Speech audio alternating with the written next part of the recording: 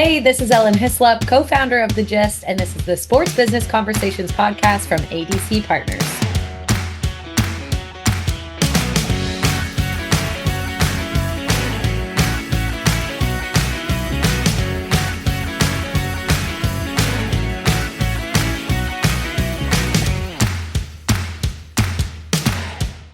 Hey, this is Dave Elmy of ADC Partners, and just wanted to take a second to say thanks for swinging by to check out this latest episode of the Sports Business Conversations podcast. As always, if you like what you hear, please go ahead and give us a follow, drop us a rating, maybe make a nice comment. I mean, you know the drill. We always appreciate that kind of thing. Now, let's get started. If you would, think back to the last time you got together with some friends after work to hang out for a bit. Maybe you grab some dinner, probably have a drink or two, shoot the breeze for a while. Do you remember what you talked about? Was it, say, anything productive? Well, if you're Ellen Hyslop, co-founder of The Gist, that dinner out with friends in 2017 led to the creation of one of the fastest growing and most intriguing sports media brands around. Ellen and her co-founders, all lifelong sports fans, felt the market wasn't serving their style of fandom. And probably no surprise there, right? I mean, sports media was heavily male-dominated, both in terms of production and consumption. So the content was clearly oriented that way. With The Gist, Ellen set out to recalibrate sports media by becoming, in her own words, the equivalent of your witty, sports-obsessed best friend. By balancing coverage of men's and women's sports, applying a digital-first mindset, and relentlessly listening to their over 1 million fans and followers, The Gist is clearly on the rise.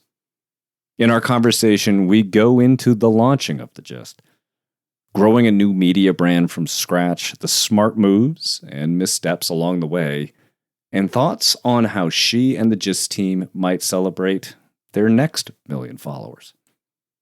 So thanks for listening to my conversation with Ellen Hyslop, co-founder of The Gist. Hope you enjoy. Ellen, I think if I read this right, you were an insurance underwriter before The Gist entered. I was. Before The Gist entered your life. You were. That was not made up. That was not a fever dream that I had. That is correct. I was an insurance underwriter. Now, I very much would love to do an entire podcast about your insurance underwriting career. I don't think we want a full podcast on that. Right now, people are already looking at their screens going, what else can I listen to right now? Yeah. But I do want you to take us back to that point. I mean, you are doing what we would call the traditional business career, but you'd been a lifelong fan. Mm-hmm. You'd been a competitive athlete. Had you been looking for an opportunity to work in sports, or did something just happen? Yes. So going back to those original days, graduated in 2014 from business school. And I think like so many of us who graduate from business school, we start to look at different opportunities in the financial world and financial services. And I was really grateful to work at Chubb for the number of years that I did. I learned so many, I think, transformational skills, but also skills that transacted, I think, across different areas of the business and things that I learned there that have applied to The Gist today. But what I will say, David, is sports have always been my number one love ever since I really can't remember not loving sports. And before I was deciding whether to go to business school, journalism was the other area. And it was really hard for me, though, because especially back in, it would have been 2010 when I was making this decision to be on the journalism side and to be in sports, you were working really tough hours.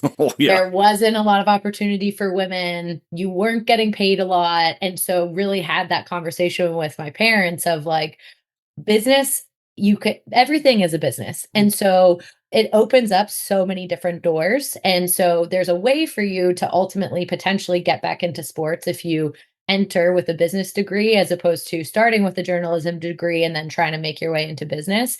And so I'm really happy that I have that business degree, but had always taken, writing courses and English and things like that throughout my degree so that I could stay in the loop as much as possible. But did you get offered like stringing gigs for different periodicals and outlets and things? Like No, no, that wasn't even on. No, that was not on my radar at all. I Yeah. was fully in the mix on the finance side of things, but Yeah. sports have just always been my thing. And so as we entered the gist, it felt like a really nice natural extension and really just the creating my perfect job. Which is really Let's nice. talk about that moment of creation. Let's talk about that Mhm. catalyst, because if again, doing my incredible research department that we have here at the Sports Business Conversations podcast back room, and I'm gonna apologize up front because I'm about to try to say your college friends' names. Yes. And as we all know, I really butchered your last name a minute ago. So I'm assuming it's JC and Yes. Rosalind. All right. Yes. So JC and Rosalind, I apologize for what's about to happen in case it goes totally awry. But here we go. You launched the gist, following conversations with JC DeHoop and Rosalind McClarty. How'd I do? Perfect. Not bad. Perfect. Okay. So take us back to the discussion, though. Like, what were you like sitting around a dorm room? Were you at a bar? Were you like with a future offices? Like, how did it all initially unfold? Yeah, so it was in 2017. All right. We So were all grabbing some takeout and some white wine. I had actually just really recently tore my ACL playing soccer, and normally we'd have an opportunity to be going out to the bars or playing soccer together or what have you, but we weren't able to do all that. You were gimping around. I was limping around. I was on crutches. What was the takeout? Do you remember? It was chicken. Chicken. I can't remember where we got it from. But chicken and salad and some white wine. And we really were just, having conversation, chatting about a bunch of different things. And really organically, I brought up sports. And we were in Toronto. So I was talking about the Toronto Maple Leafs. I'm sorry. You know what? It's really tough. Some years it's better than others. And that year in 2017, it was supposed to be a rebuild year. But Austin Matthews came in very strong. And all of a sudden, it looked like the Leafs were going to make the playoffs for the first time in a few years. And so JC Roslin and I were having that conversation, and both of them kind of said, hey, this would have been really great for me to know heading into my day as I was meeting with my manager, and she's a massive Leafs fan. So this really would have been nice for me to know as I was chatting with my friends over lunch. But also, they both were athletes growing up, but for whatever reason, didn't really feel like they were sports fans or welcome into that sports community.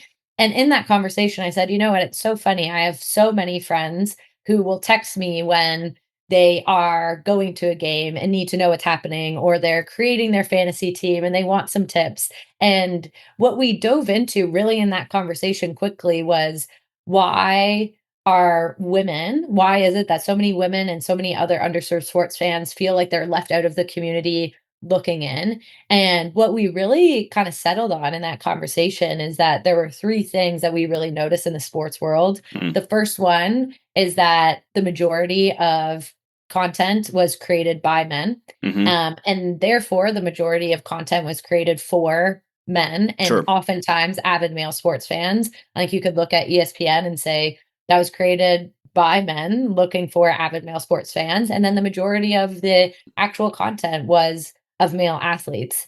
And so we thought, is there a business opportunity if we flip that business model on its head? What if all of our content was created by women? What if we were really creating content for that underserved everyday sports fan? And what if we actually gave equal coverage to men's and women's sports? And where could we go from there? We honestly put all of those ideas down in a Google Doc, and our initial idea was a newsletter. Is this still over chicken? You're still this is still over chicken. We're business girlies. We started doing case on it, but we opened a the Google ladies Doc. got to work. Totally. We opened a Google Doc. We opened another bottle of wine, and we were just kind of chatting through it. That second bottle of wine is where the ideas really start flowing. Exactly. And then the next morning, we texted each other, and we were like, "Wait, we think that there might be legs here." Wait, what just happened? Yeah, you had a little bit of time to sit on it. Like, it wasn't a fever dream. You saw, and you had the presence of mind to make sure you write it down. Yeah. And you had a moment to reflect. And was there anything that you looked at in that initial ideation of the business? Sorry, that's a terrible word. But that you maintained a through line to what you're doing today? Like, can you see the gist in that original document even today? For sure. Yeah. The tagline that we even came up with for that night was leveling the playing fields. And Mm, that's still our tagline for the Just Today, which is really interesting. And so there was definitely through lines. We also came up with the newsletter for that night. We were young 20 somethings who were consuming our media through our phone and through our inboxes. And we digital were first. subscribers to things like the Morning Brew, the Mm, Hustle, the Skim. And so we really saw this as a way where sports could be communicated to different audiences in different ways through the gist. And so there's definitely some things that were not just you or that have evolved since then, but the high level premise, I think, has continued throughout. as hard as it must have been to think about leaving insurance underwriting, at what point did you go, I think this is a full time thing? Was it fairly quickly? Or did it have a longer runway than you anticipated? How did that process of making this your gig and really becoming that entrepreneur, how quickly did that happen? Mhm. So to set the scene and the timeline a little Yeah. bit, this dinner would have been in February or March of 2017, Hmm. and we were really excited and kind of started getting to work after I recovered from my surgery. Yeah. And essentially what JC Roslin and I did was first chat with our friends and our family and shared the idea. We weren't founders who were keeping the ideas close to us. We wanted to be like, "Hey, is this interesting to you? Yeah. Do you Poke think some this holes has in this. legs?" Yeah. Poke some holes in this, and far and away the majority of the people in our lives were like, "Oh, that's really Mm. interesting, and you feel like the right people to do this." And so that was really validating, and then we basically started every single Sunday getting together, working through the gist, what could we be doing? And we launched it as a side hustle with a nice soft launch in Toronto with friends and family in December 2017. And essentially, what happened from there, David, is that we started seeing a lot of really amazing organic growth from Mm. an audience perspective in Toronto in particular, but then also from local brands who wanted to access our audience because they didn't have a way to get in touch with a lot of female fans and mid 20 women on the go and casual fans. Can you talk about what was the format of that first distribution, that first newsletter Mhm. that went out? What was the content like? And when you look at it now versus what you're doing now, you're like, oh gosh. Or it's like, you know what, there it is. That's the kernel of what we really wanted. Oh, no, the content was horrible. Yeah, I look back and I'm like, I can't believe that we let this see Oh the my light of God. day. Totally, but that's startup, right? You put out your MVP, you Right. get feedback, and you keep on iterating and iterating, and that's why we did a soft launch Yeah. in Toronto with friends and family, but still it had there was more people subscribing each and every time. We had a huge launch party in Toronto, saw a lot of organic growth from there, and what ended up happening, David, was one of our gisters, so one of our readers, reached out letting us know about this opportunity that was occurring with Facebook Mm. and the DMZ, which is the number one university based incubator in the world. And Facebook was hosting this Facebook journalism project where five teams across Canada would receive 100K in non dilutive funding, 60K in Facebook ad credits, 6 months of office space, and access to mentors. All of that being non-dilutive is unheard of in Yeah. the Wow. startup I mean, space. as a startup, it's the holy grail. Totally, and so the 3 of us basically said, "We are going to try our hardest to try to get into this program, and if we get in, we're going to quit our cushy jobs. If we fail, this is basically like getting an MBA, and Yeah. we could pivot our careers and go into something else, or if it works, then we can lean in and see what So happens this here," was literally a lead from someone from one of reading our readers.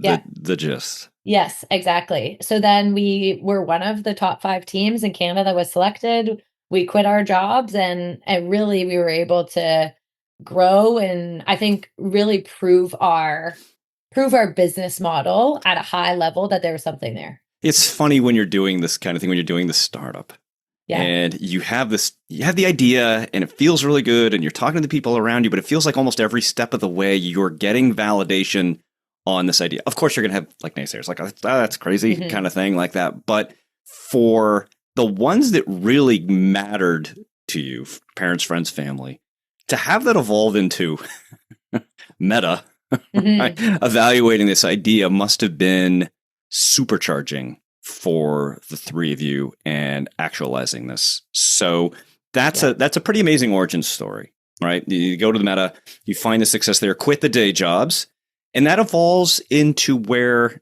the gist is today. So what I'd love for you to do is just take a couple seconds to introduce the company to people, to introduce the company today to people who might be less familiar with it. Like, and what makes it distinct from all the other content sports related that's being published out there, in addition to some of the things we've already talked about. Yeah, so we really are a sports media company that is challenging the male-dominated sports industry by leveling the playing field in sports. As I mentioned, David, we are all about accessibility to content in a different way, and we want to be your witty, sports-obsessed best friend who you are getting your sports news from. And so the way that we really connect with our audience is through our 4 times weekly sports news email that gives you the gist of what's up in the sports world in less than 5 minutes. Again, all of the content is created by women. We provide equal coverage on men's and women's sports. We really pride ourselves on being fan first, in that we know what our fans are doing every single day. We recognize where they're getting their news, and we are serving them with content that is curated, that has context, that they can read in 5 minutes as they're on the go, but is also really entertaining and witty and fun. It's a nice, digestible read.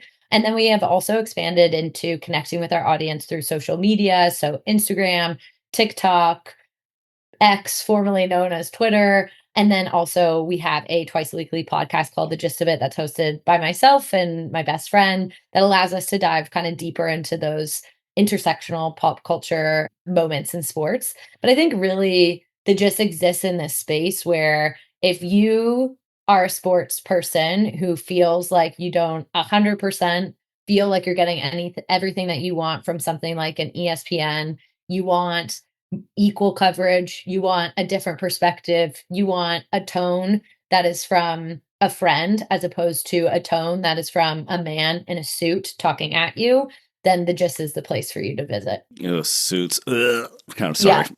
Yeah. Not for us. Was there a moment, and I want to hone in on a point that you've mentioned a couple times here, that one of the focuses was equal coverage. Yes. Was there ever a moment where you thought, you know, well, this is going to be women writing about women, or was equal coverage like, we just want to make sure that we're getting everything in here to appeal to that casual fan? Yes. So everything that we do is fan first, but I also think with us and that leveling the playing field mantra, a true leveling of the playing field is putting men and women in the same space. If we continue to separate men's and women's sports, we are separating those fans and completely making those fans go to 2 separate places, but also dividing up those fans. We know that people who live in New York or live in Boston are fans of the New York Liberty and the New York Knicks. They want that information in the same place at the same time. And so why would we make them go seek it from different places? No, and like I am a woman.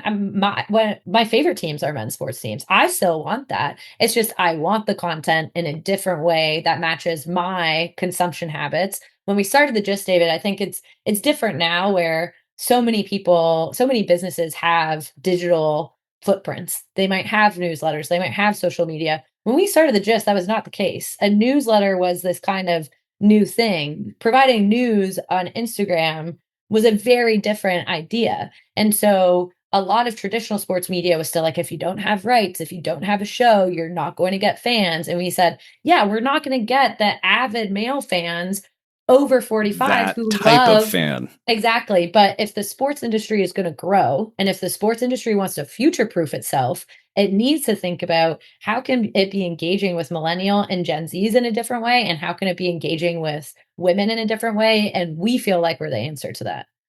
Yeah, well, the NFL and the other teams are clearly listening to you, because they're changing the rules of the game to do exactly what it is you're talking about right now. But I want to pivot just a little bit, because sports fans do have a lot of people vying for their attention, right?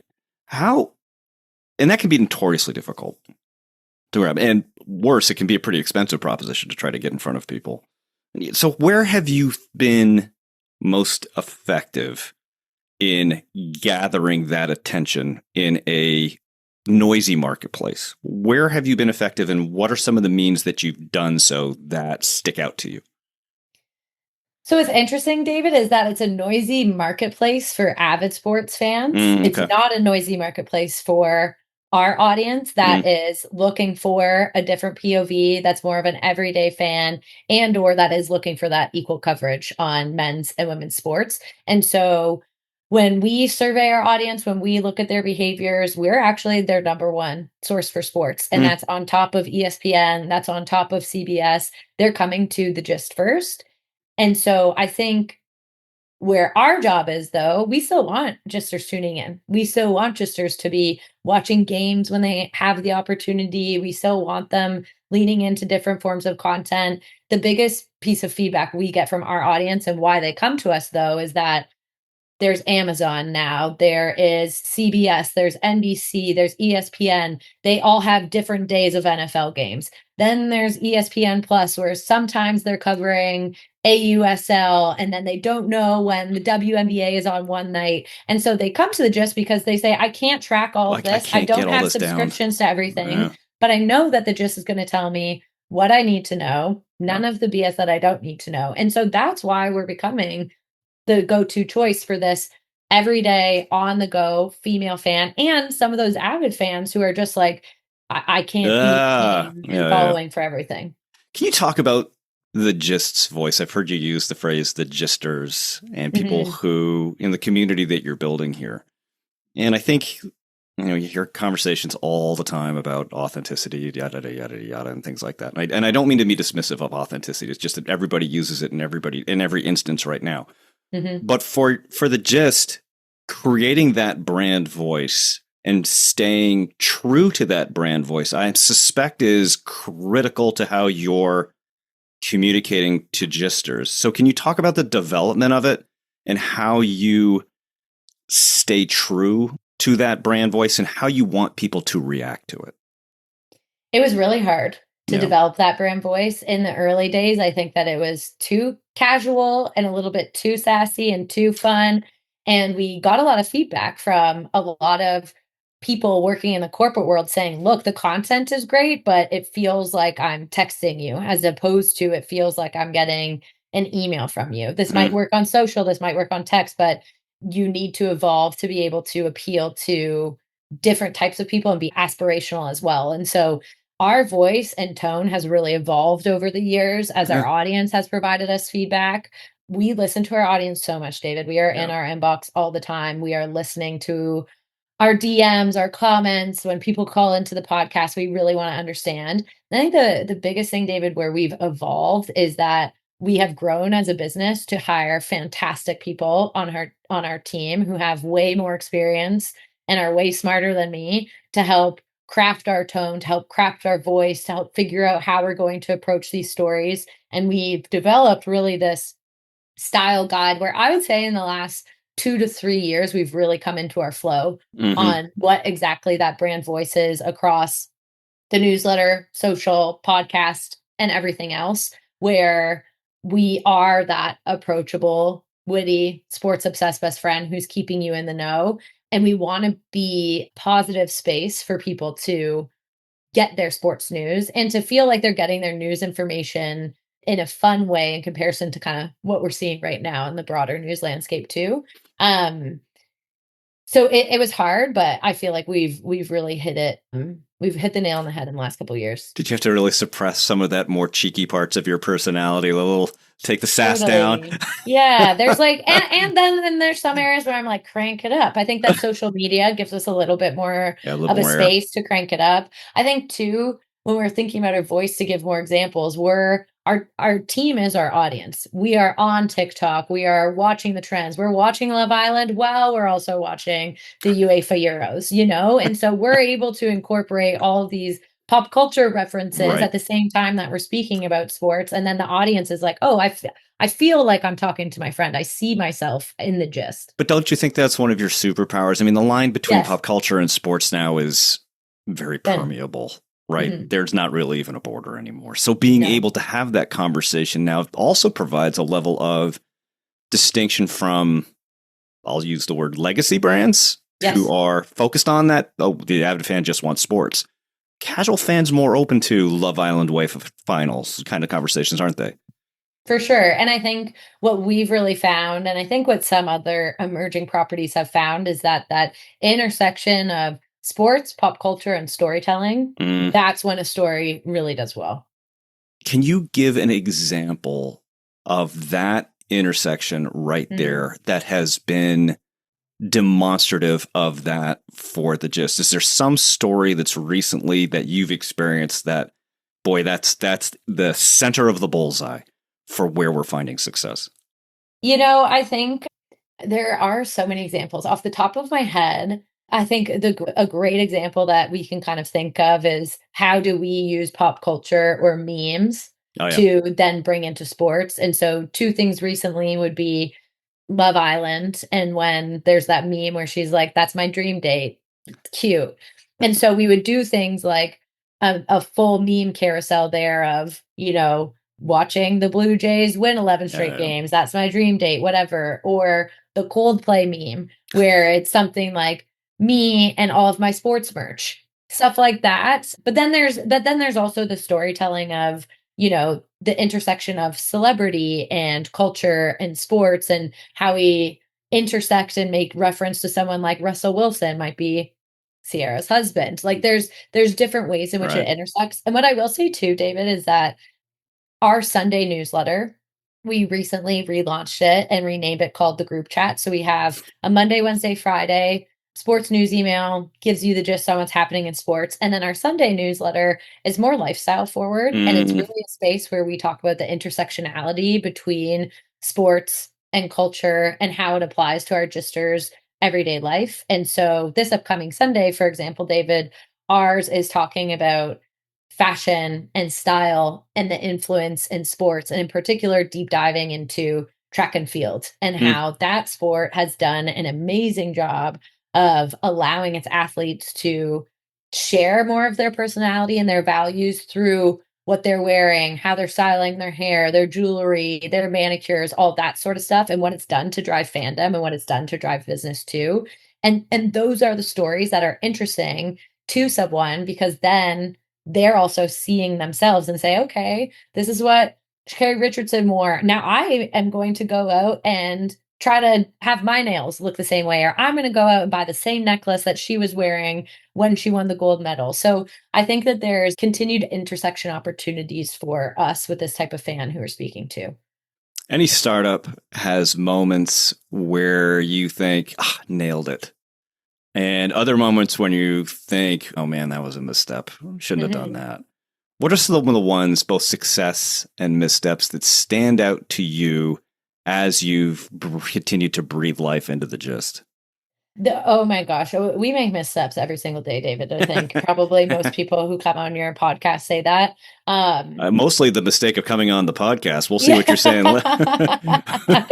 Oh my gosh, that's so funny. I think that, like, from a success standpoint, I mean, just existing is Yeah. awesome. Yeah. Being able to have started the gist and now gainfully employ team of 25 full-time people and then a Yeah. handful of part-time people on top of that, the majority of which are women in this very male dominated industry, that really makes us proud and really makes us excited to be in this space. And so I think overarching, seeing the gist be a place where we could do that, and not having a lot of funding either, and seeing us have that success is always great. I think in terms of major missteps, I think I wouldn't necessarily call them major missteps, because we go into a lot of things going, we don't know if this is going to work or not. Let's throw it at the wall and see if Yeah. it sticks. We Yeah. tried things in I our don't know. early, totally. In our early days, we did things like live chats through Facebook Messenger during Monday Night Football, where people could click different messages and do all these things. We did things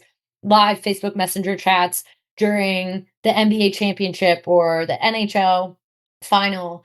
And those worked and they did Yeah. really well, but we did them way too early. We Yeah. did them when we had an audience of like 3,000 people. So then to monetize that and to grow that, not the right time, the right idea, that 7 years later, we might actually be implementing in Q4. So there's a lot of, I would say, things that we threw at the wall very early and very quickly to figure out, does this make sense now? Are people responding to it? Can it make us money? Is it scalable?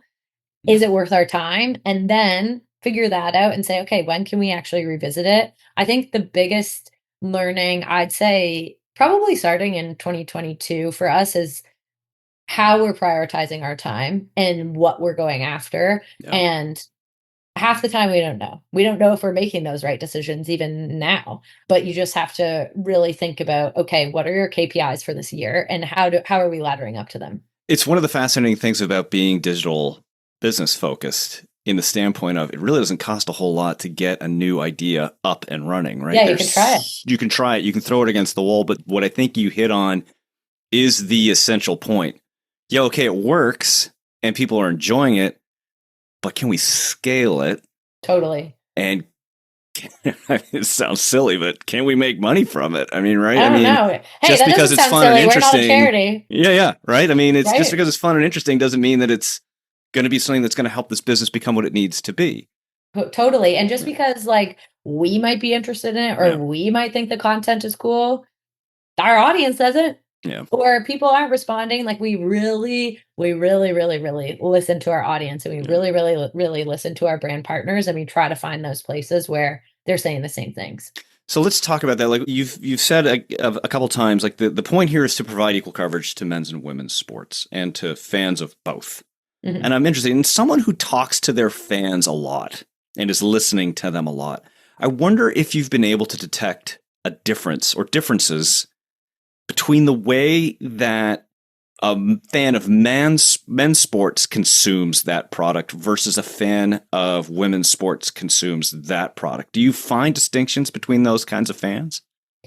I would say that it's not as overarching as that. I would say it's more on a team basis or it's more on a sport basis. Mm-hmm. So they might be fans of women's basketball and the NFL and F1, Mm-hmm. or they might be fans of the NWSL and NFL and the NHL. Yeah. And so there's lots of places to park your fandom these days. yeah, there's so many places to park fandom. There's definitely more passionate women's sports fans, especially over the last 3 or 4 years. That's probably been the most exciting thing to be part of. Is we were in the early stages and one of the first companies to be like, we are standing tall on women's sports. You will be hearing about women from the gist. And now we've seen so much growth and interest from our audience in the WNBA and NWSL, especially over the last few years, in comparison to our early days where we had some of our subscribers be like, what is the NWSL?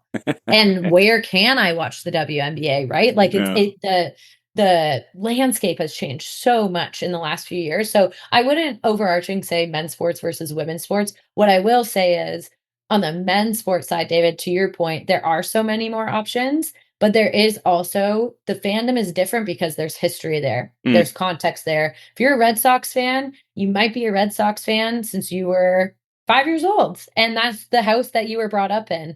Versus if you are a Boston Legacy fan, you just became a Boston Legacy fan. You can actually be part in crafting that brand. Exactly. So it's a really different way that we approach and speak to those fans too. Okay, yeah, it's expectations of what it is to be a fan of the Boston Red Sox versus what do you want to be as a fan of the Boston Legacy. There is no template involved right now. Mm-hmm. So let's take a look down the road a little bit, right? We've talked about newsletters and podcasts, your remarkable and active social media position. How many members are you currently speaking to today? Like how many folks are like in that ecosystem of the gist? Yes, we hit over 1 million newsletter subscribers last September, which was awesome. Thank you. It was a major How did you celebrate that? Oh my gosh, we probably didn't celebrate as much as we should have because chicken and white wine, I hope. We're a remote team. Yeah, exactly. Chicken and white wine. We're a remote team. And so we celebrated with our team. We host 2 offsites every year. So we celebrated with our team at the offsite and just celebrated online together, enjoyed a really nice article in Forbes. And outstanding. What was cool is that we saw a lot of Gister support too. We put together, our social team's amazing. They put together this really amazing video where we sent them our old emails from people, mostly men, that we got like, no, we're not going to invest in you. No, we don't think this is a good idea. and they Cork wallboard material. yeah, exactly. They put all that together and then we're like, we told you so, Yeah, yeah, basically. yeah. And so that was really cool. And I think that that really galvanized our community because our community feels really tied to the gist of like, we are proving the sports industry wrong. We are You were proving that helping make we, it. yeah, they're helping make it. They're being like, we're female fans and we care about Yeah. sports, period. Like, please listen to us. And so that was really cool. And then across social media, we have over, I think, 550,000 followers. And on a monthly basis, we drive over 50 million impressions across our entire ecosystem with the way different things go viral and the views and impressions Yeah. that we're getting across socials. So it's been really cool to see the business grow. And I think, David, for us, we always thought of, okay, the just is starting on the media side because we have to prove that there's an audience here. We have to prove that there's a business model here. But now that we feel like we've proven that, it gives us the authority to be able to say, Yeah. okay, Justers, what do you want next? So what Yeah. you Tell see us. from the Just right now is really scratching the surface because now we get to build again, but for our existing community. And now we get to build again to super serve them and anticipate their future needs as consumption habits change. Do you have a sense of what it's going to take or what you want to focus on to get to that next million subscribers? What are you seeing right now that represents, again, scalable and monetization? What are those things that are on your desk right now that you're going, this is what we're going to do to get to that next place? So, in terms of the next million, I think that we definitely want to continue to grow our newsletter base, and that's Yeah. something that we're working on. But we also have to be really aware of how consumption habits are changing and how monetization is changing and what our gisters want. And so we'll continue to grow our newsletter, but I think what we're actually most focused on now, David, is community, and that's really based off of our audience feedback. We've been doing a lot of research lately, hosting a lot of focus groups, doing a lot of one-on-one interviews and phone calls, and what our audience is now craving from us is how are they able to connect with each other? Yeah. We've done a really great job of having this one-to-one relationship through the newsletter with our gisters or this one-to-many relationship with our gisters over social. Mm. But what they have said to us is that they find the gist as this like really safe space to be able to talk about sports. When you look at our comment section in comparison to another legacy I can't even comment section imagine. about men's or women's sports, it's a Yeah. very different. And Yeah. so they want to be able to connect with each other because basically being a gister is like this blue check mark essentially Yeah. to them. So what can we be doing to cultivate this community where they can connect with each other? We can connect them IRL. We can be super serving them with, and this is I think what you were kind of getting to before, how do we super serve them with content that is potentially more personalized to them? How do we give them some behind the scenes looks? And also, how do we monetize that, right? Is that something that's supported by a brand or is that something that justers themselves are paying for? And so that's really where we're going and what we're thinking. And then we also have some I can't share right now, unfortunately, Oh, but come on, break the news here. I'm not allowed, but Ugh. we have some really exciting partnerships coming up that I think will continue to extend the impact that we have across the industry with some major players in the sports world. So what you're saying is keep your eyes peeled on this Yes. space for Yes. future announcements That's what I'm that saying. aren't going to be broken here. Even No, sports business. unfortunately. I Yeah. grumble, grumble, grumble. All right. I'm with Ellen Hyslop. She is the co-founder of The Gist. Ellen, I really want to say thank you for spending the time today. But before I let you go, I'm going to put you in the lightning round with a series of unanticipated, unexpected questions. Your job here is to give me the first thing that pops into your head. Are you ready to go? Let's do it. All right, we're off. You are, as we've established, Canadian. Your initials are EH, which is also a favorite Canadian suffix. Coincidence? No. No, I didn't think so. Snack time. You going with poutine or ketchup potato chips? Poutine. Okay, probably not a surprise there. What's your favorite piece of owned sports memorabilia? I have a signed Antropov jersey. Oh, yeah, that's pretty good. What is your PWHL expansion market? Detroit. Oh, yeah, good one. Most vehement sports disagreement you've ever gotten into? Female athlete pay. Really? Seems like a pretty straightforward one, but okay, that's just me. Go-to concession order when you're going to a game. Hot dog, but outside of the baseball stadium. You buy the hot dog outside the baseball stadium and walk it in, or consume it before? Either. It depends on the stadium that you're in, but most of them let you bring in food. But you have to have the stadium sausage or hot dog outside, in my opinion. All right. Best stadium hot dog outside you've ever had? Fenway. Yeah, it is. Mm-hmm. Yeah, it is. There's no surprise there.